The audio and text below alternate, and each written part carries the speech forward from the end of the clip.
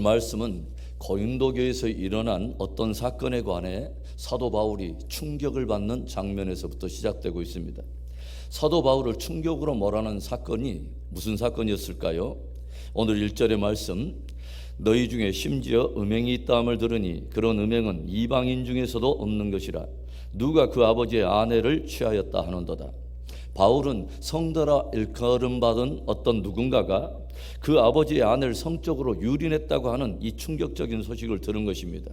바울은 이런 음행이야말로 이방인 곧 하나님 없는 세상에서조차 찾아보기 어려운 정말 말도 안 되는 일이라고 큰 실망감을 밝히 드러내고 있습니다. 그런데 바울이 더 충격을 받은 사건이 무엇입니까? 그것은 이 사건을 대하는 고린도 교회의 반응이었습니다. 2절의 모습, 그리하고도 너희가 오히려 교만하여져서 어찌하여 통한이 여기지 아니하고 그 일 행한 자를 너희 중에서 쫓아내지 아니하였느냐.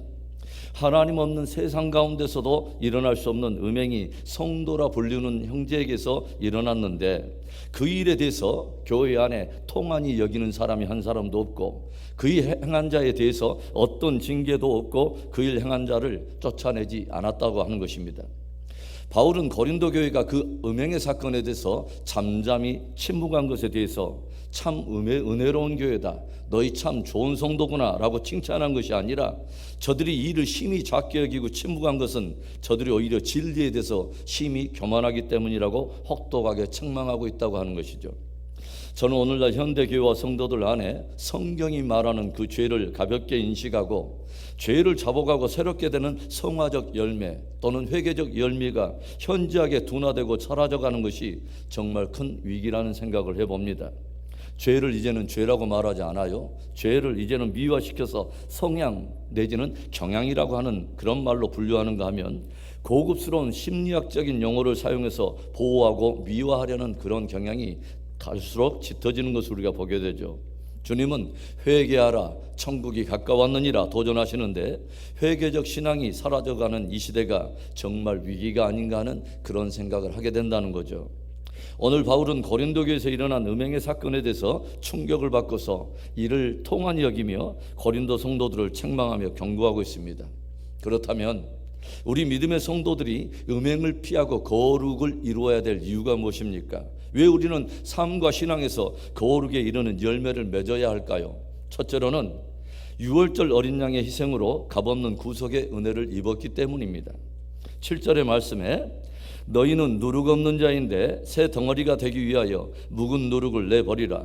우리의 유월절 양 곧 그리스도께서 희생되셨느니라. 사도 바울은 예수님을 유월절 양이라고 말하고 성도들을 그와 함께 연합하여 구원받은 자들, 누룩 없는 자들이라고 들려주고 있어요. 성경에서 누룩은 주로 죄나 부정을 의미하고 있는데 사도 바울은 성도들이 죄와 이제는 부정에서 떠난 누룩 없는 자들이 되었다라고 그렇게 선언하고 있다고 하는 거죠. 어떻게 지극히 죄인이고 부정한 자 된 우리들이 어떻게 누룩 없는 자가 되었다는 말일까요? 바로 유월절 어린 양이 되신 예수님의 십자가와 보혈의 은혜로 말미암아 값없이 구속을 입었다고 하는 것을 그렇게 표현하고 있다고 하는 거죠. 우리가 거룩한 자가 되고 값없이 의롭다함을 입은 자가 된 것은 오직 유월절 어린 양이 되신 예수님의 십자가와 보혈의 은혜로 구속을 입었기 때문에 되어진 것이라고 하는 것입니다.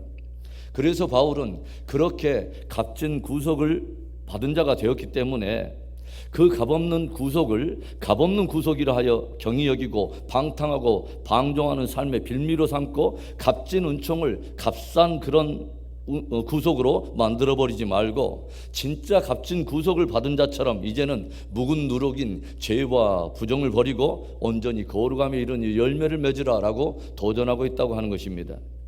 구약 이스라엘에서 유월절을 항상 무교절과 함께 중복되어서 지키고 있다고 하는 것을 우리가 성경을 통해서 알고 있죠. 무교절, 없을 무자, 누룩교자, 마대절자, 즉 누룩 없는 절기.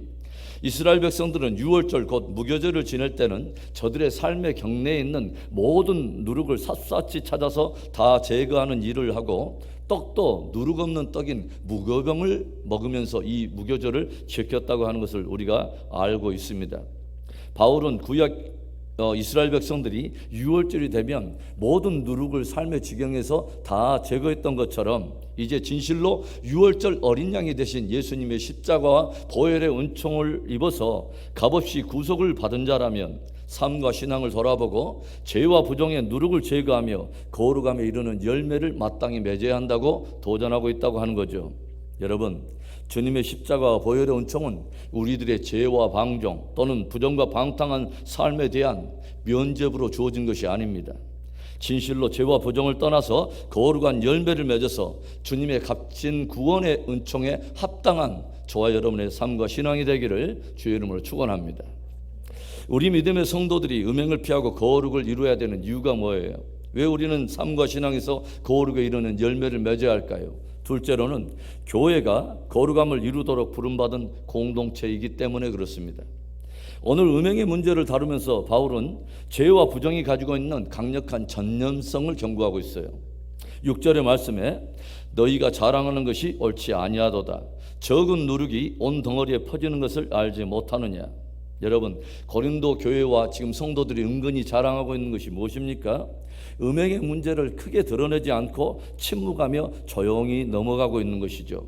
죄에 대해서 잠잠하고 넘어가면서 그것이 마치 은혜로운 교회인 양, 그것이 성숙한 영성인 양 자랑하고 있다고 하는 거죠.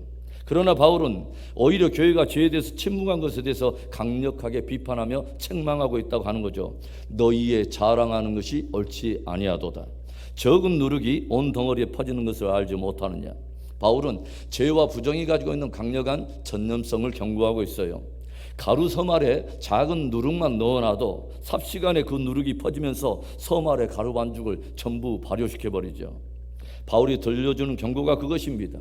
아무리 처음에는 복된 공동체인 것처럼 보여도, 좋은 공동체여도 그 안에서 일어나고 있는 죄와 부정을 치리하거나 정화시키지 않으면 그것은 마치 누룩처럼 힘을 얻어서, 죄가 점점 힘을 얻어서 공동체 전체를 젖먹고 부패시켜버리므로 공동체 전체가 죄와 부정에 오염될 수 있다고 하는 것을 경고하여 들려주고 있다고 하는 것입니다. 교회는 주님의 핏값으로 사신 주님의 몸이요 거룩한 공동체인 것입니다. 만일에 교회가 거룩상을 상실해 버린다면 어떻게 세상 가운데 빛이 될 것이며, 어떻게 세상 가운데 진리를 선포할 것이며, 어떻게 선한 영향력을 미칠 수 있겠느냐는 거예요. 그래서 바울은 교회는 거룩함을 유지하기 위해 자체 정화 능력, 자체 성결의 능력, 치리의 능력이 반드시 있어야 할 것을 들려주고 있다고 하는 거죠.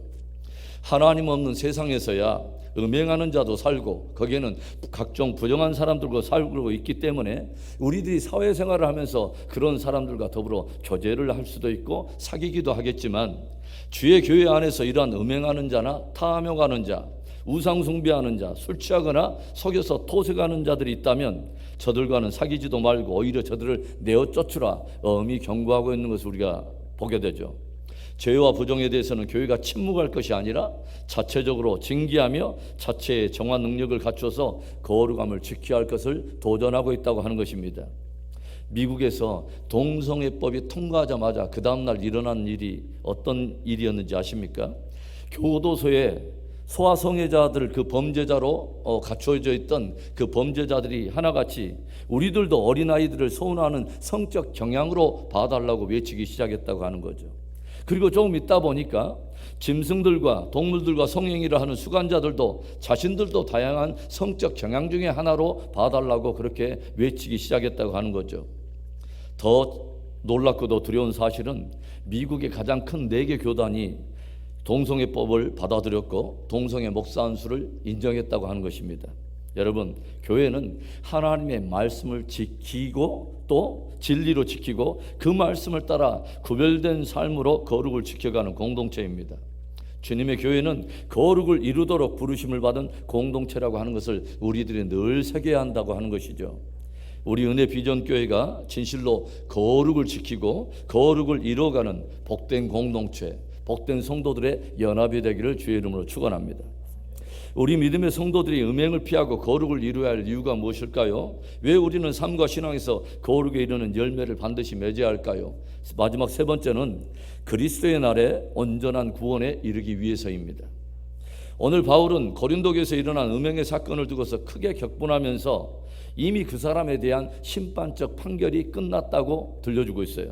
3절부터 5절의 말씀에 내가 실로 몸으로는 떠나 있으나 영으로는 함께 있어서 거기 있는 것 같이 이런 일 행한 자를 이미 판단하였노라. 주 예수의 이름으로 너희가 내 영과 함께 모여서 우리 주 예수의 능력으로 이런 자를 사탄에게 내주었으니 이는 육신은 멸하고 영은 주 예수의 날에 구원을 받게 하려 함이라. 이 구절은 사실 많은 신학자들과 주석자들이 굉장히 해석하기 어려운 성경 난해 구절로 여기는 구절 중에 하나입니다. 그런데 분명한 거 하나는 음행의 죄는 공동체적인 징계를 통해서 분명히 일시적인 출교 내지는 반드시 징계가 필요하고, 그렇게 함으로써 그 사람은 마치 사단에게 내어준 바 된 사람처럼 육체적으로는 일시적인 징계도 당하고 육체적으로 일시적인 어떤 질병이 임해서 징계가 임할 수도 있겠지만, 그로 인해서 그 사람이 진정으로 하나님 앞에 회개함으로 주님께서 그 사람을 긍휼히 여기는 날에 그 사람이 회복되고 마침내 구원을 얻게 하기 위해서도 반드시 징계가 필요하다는 것입니다. 그러니까 적절한 징계와 훈육은 그 사람의 심판과 파멸을 위해서 필요한 것이 아니라 진정으로 회개를 통해서 구원에 이르게 하기 위해서도 반드시 필요하다고 하는 것입니다. 사랑하는 성도 여러분, 죄에 대해서 가볍게 여기거나 둔해지는 것은 위험한 것입니다. 성경은 분명히 죄와 부정에 대해서는 마땅히 회개하고 그것을 버려 거룩함에 이르는 열매를 맺어야 한다는 것을 우리에게 계속해서 들려주고 있습니다. 계시록 22장 14절과 15절의 말씀, 우리가 고백하는 구절인데 우리 한번 보겠습니다. 자기 두루마기를 빠는 자들은 복이 있으니 이는 그들이 생명나무에 나아가며 문들을 통하여 성에 들어갈 권세를 받으려 함이로다. 개들과 점술가들과 음행하는 자들과 살인자들과 우상숭배자들과 및 거짓말을 좋아하며 지어내는 자는 다 성 밖에 있으리라. 음행을 피하고 거룩을 이루어가는 복된 우리의 신앙이 되기를 다시 한번 주의 이름으로 축원합니다.